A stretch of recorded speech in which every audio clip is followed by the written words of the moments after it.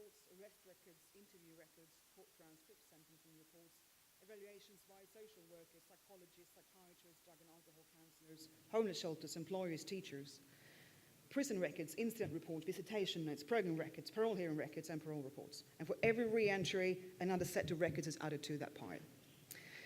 The criminal record on stage at this point was at least 20 meters long.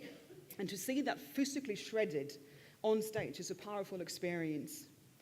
The criminal past, made up of one's own actions and other people's observations and judgments, was now gone. And what was left was a person, someone like the rest of us, asking not for forgiveness, but to be seen as a human being.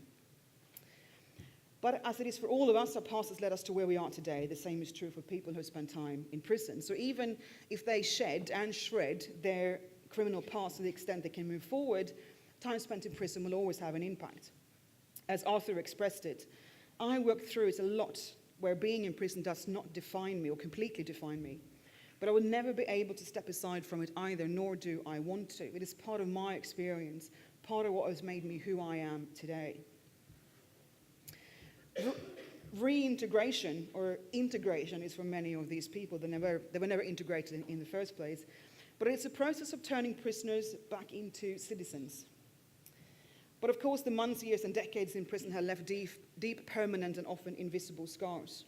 They have left the person with a jail head, which is how ex-prisoners themselves refer to it. Parole is one tool, but once its mindset and interaction scripts can be challenged and changed. A good parole and community correction officer can support and guide the ex-prisoner through this very challenging journey.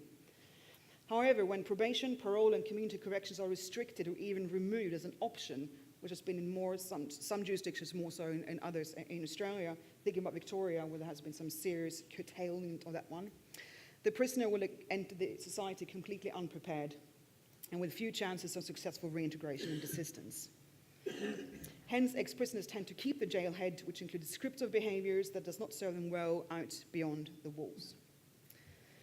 Integral to this argument is the view that desistance from crime is not an event, it is a process that can take many years, and which is something that our criminal justice system often fails to recognise. But research, and I'm sure in your practice, you're also very aware of this, but there's been a shift to developmental and process-related definitions of desistance, counteracting some of the limitations of a static approach. More recently, it is primarily the within individual changes that are of concern. As such, research identified the process of internal reorientation that occurs during desistance. Conversely, it is reasonable to posit that any long-term reorientation away from antisocial activity toward more socially acceptable behaviour requires an enduring shift in how one views oneself. Research has found that a common feature of desisters was a sense of agency, of self-worth and self-efficacy, which contributed to their ability to lead a crime-free life. I would argue that for the former prisoners who participated in the chat, it was exactly such a shift that took place. Some of them have been crime-free for years, for others it was more of a struggle. However, such physical desistance did not mean that a successful reintegration into mainstream society had taken place. The internal reorientation was largely missing. The chat provided an opportunity for this to take place, as well as including the former prisoners in a public re-entry process or re-entry ceremony. It allowed the former prisoners to feel part of, as one of them expressed it. This, he explained, was when he felt part of community, part of family, and perhaps most importantly, part of self.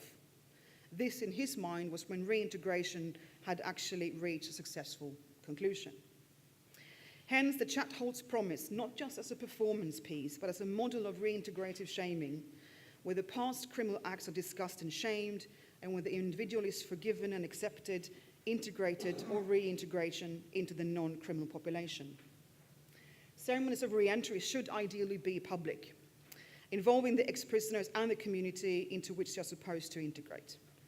I'm not arguing that every former prisoners need to participate in a performance art piece, but I do think that the chat, as an innovative collaborative project, provides us with important lessons about what a successful reintegration ceremony could look like. The repercussions of being part of the chat were felt long after the final curtain. All interviewees spoke about finding new confidence, of daring to dream big, and of being part of the community. The whole experience of taking part in the play, was essentially an integration ceremony. I will let Nick, one of the former prisoners who took part, have the final word, summing up what this felt like in practice. He said, "You're never the same again. You have this confidence. You lose your jail head and feel like a normal human being. You are back with the humans, back among the human race." Thank you.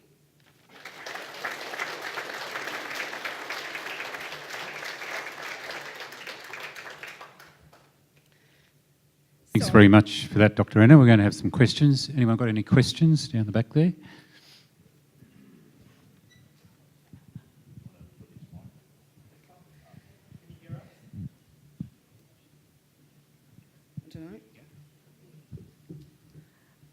So I'm wondering, with the sort of premise behind the chat and actually using that, because I know obviously you're looking to branch out to organisations to sort of implement that, but if we were to use that on a small scale in sort of supervision, roles in supervision would be beneficial to give them that chance to play the other side, to see where we come from, and for us to kind of, I guess, see where they may feel as well, to break down some of those barriers and give them that chance to say, this can be a fresh start, let's just swap places. Yeah. I think so. I'm going to answer that, James, and if you can't hear us. Absolutely. And I think the idea of introducing reverse role play at least into staff training, that's somewhere where I would like us to take this. I fully understand, and from my work in prisons, that staff will not sit and role play against a prisoner, for example. You guys might be more receptive to that idea. But there is a thing about power imbalances and so on and so forth. But in terms of role play, and to have someone who can play the prisoner, if you will, or play the parole officer, and to have you guys being the prisoners and just being in those shoes for a while, I think would be incredibly valuable. And I know from one of my many strange jobs, I was working with a police college in Northern Ireland, funding my education. And role play was one of the key ways how you teach police to respect human rights, which they don't always do in their own uniforms. So I think those reverts can have a huge impact. Without having to do the performance piece, the role play would be incredibly beneficial, I think. Can I add something to that? Yes, you can. Didn't quite hear the question. I think I get the gist of it. One thing I should clarify is that suggesting that a parole officer jump into a role play immediately has its implications. I think, as everyone would understand. What we were doing was years of preparation performed by a real sort of master of role play. So developing that sort of thing requires time.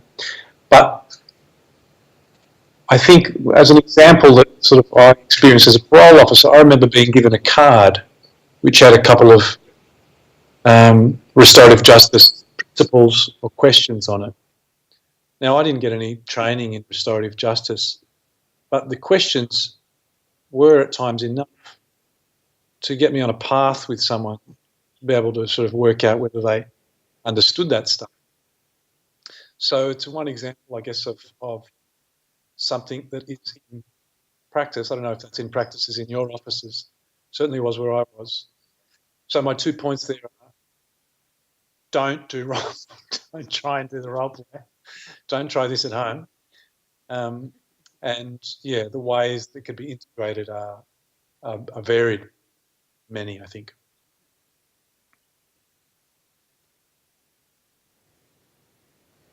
Thanks very much, James and Anna. Sorry. We started late because of technical failures. Just so you know. But you can talk to me afterwards.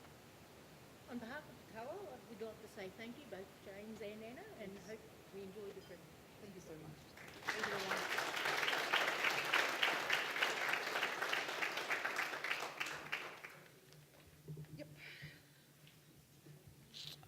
Just a real quick announcement before we break for lunch, because we are on a real sort of tight time schedule today. If anybody has not yet registered for their workshop choices for today and tomorrow, can they please come and see Megan now before you head off to lunch? You'll need to take pretty much all your belongings with you to lunch, because when we come back, this will all be broken down into 3 separate rooms.